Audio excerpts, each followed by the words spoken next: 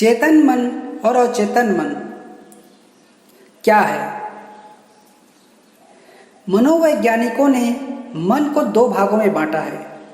एक होता है चेतन मन, दूसरा होता है अचेतन मन। चेतन मन मस्तिष्क का वह भाग है जिसमें होने वाली क्रियाओं की जानकारी हमें होती है। यह चेतन मन वस्तुनिष्ठ एवं तर्क पर आधारित होता है।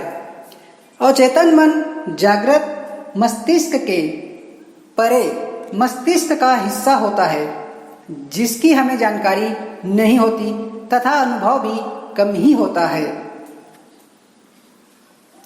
जीवन के स्थितियों और परिस्थितियों पर अचेतन मन के प्रभाव की पुष्टि करते हैं। चेतन मन आपकी सोच का केवल 3 से 5% होता है।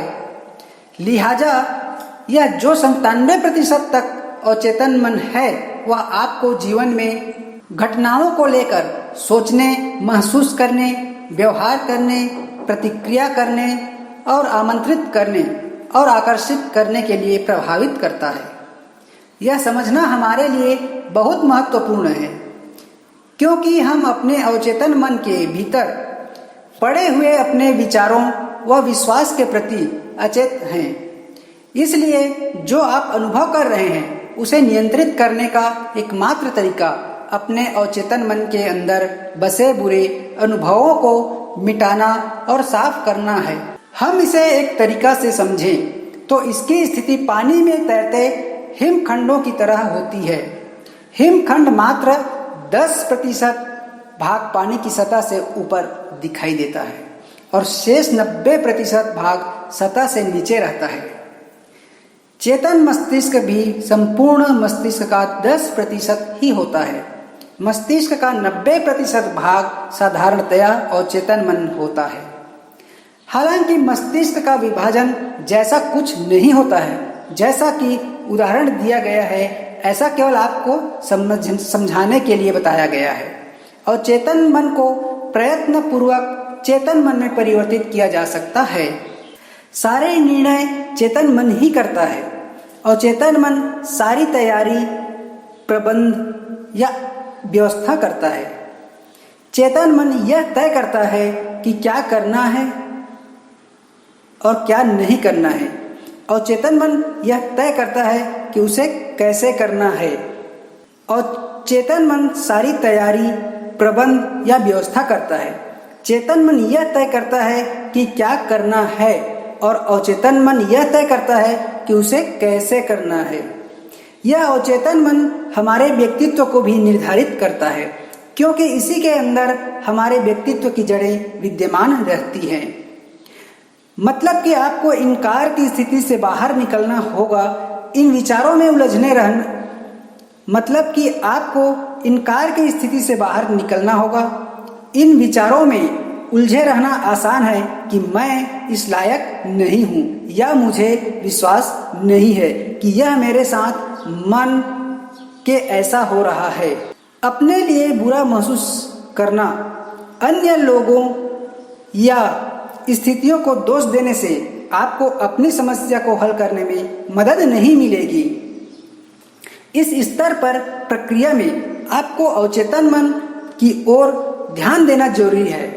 इसका मतलब है कि आप वर्तमान में जो अनुभव कर रहे हैं उसमें अपनी भूमिका और भागीदारी को स्वीकार करें। नफरत किसी समस्या का हल नहीं हो सकता। जो कुछ भी हो रहा है वह तभी दूर होगा जब आप इससे लड़ना बंद कर देंगे। केवल प्यार में ही शक्ति है कि वह आपको मंजिल तक पहुंचाए। इस स्थिति में जितना हो सके उतना प्यार को महसूस करने की कोशिश करें। मीठा बोलें, प्रेम से बोलो। अपनी ऊर्जा को साफ रखने के लिए यह बहुत महत्वपूर्ण है। उन नकारात्मक यादों को जो आपको जीवन में एक चुनौती के रूप में दिखाई दे रही है को मिटाने के लिए अपने अवचेतन मन से गहराई से जुड़े। जितना अधिक आप अपनी पिछली यादों को साफ करेंगे उतना ही आप स्थिति को अलग तरह से देखना शुरू करेंगे। अवचेतन से जुड़कर सफाई करने का एक आसान तरीका यह है कि जो कुछ भी दिखाई दे रहा है उसके लिए थैंक्स कहें, धन्यवाद दें। इससे अस्वस्थता, असहायता की भावनाएं दूर होंगी और आप अपनी समस्या का हल ढूंढने में कामयाब होंगे। जैसे जैसे आप अपने अतीत को साफ करते रहेंगे, वर्तमान में अधिक शांति महसूस करना शुरू करेंगे। हमारे सारे अनुभव, जानकारी हमारे अवचेतन मन में संचित रहते हैं, परंतु जब कभी हम उनका उपयोग करना चाहते हैं, वे चेतन मन का हिस्सा बन जाते हैं। सिगमंड फ्रायड एक मनोविश्लेषण संस्था के संस्थापक हैं, जिसमें मानसिक बीमारी के इलाज के लिए एक विधि और एक सिद्धांत भी है जो मानव व्यवहार की व्याख्या करता है। फ्रायड का मानना था कि हमारे बचपन की घटनाओं का हमारे व्यक्तित्व पर बहुत प्रभाव पड़ता है, जो हमारे व्यक्तित्व को आकार देता है। उदाहरण के लिए, किसी व्यक्ति के अतीत में दर्दनाक अनुभवों से उत्पन्न चिंता चेतना से छिपी हुई है और वयस्कता न्यूरोस के रूप में मेंस के दौरान समस्याएं पैदा कर सकती है। सिगमंड फ्रायड के अनुसार हमारी दमित इच्छाएं एवं विचार अवचेतन मन में संचित रहते हैं। ये हमारे व्यक्तित्व को बनाते हैं एवं प्रभावित करते हैं और हमारे व्यवहार एवं आचार में महत्वपूर्ण भूमिका निभाते हैं। इस प्रकार जब हम अपने व्यवहार को स्वयं या दूसरों को सचेत मानसिक गतिविधि को समझाते हैं, तो हम शायद ही कभी अपनी प्रेरणा का सही हिसाब देते हैं। इसलिए नहीं कि ऐसा इसलिए नहीं है क्योंकि हम जानबूझकर झूठ बोल रहे हैं, जबकि मनुष्य दूसरों के लिए महान धोखेबाज हैं और वे आत्म धोखे में, स्वयं के धोखे में और भी अधिक निपुण हैं।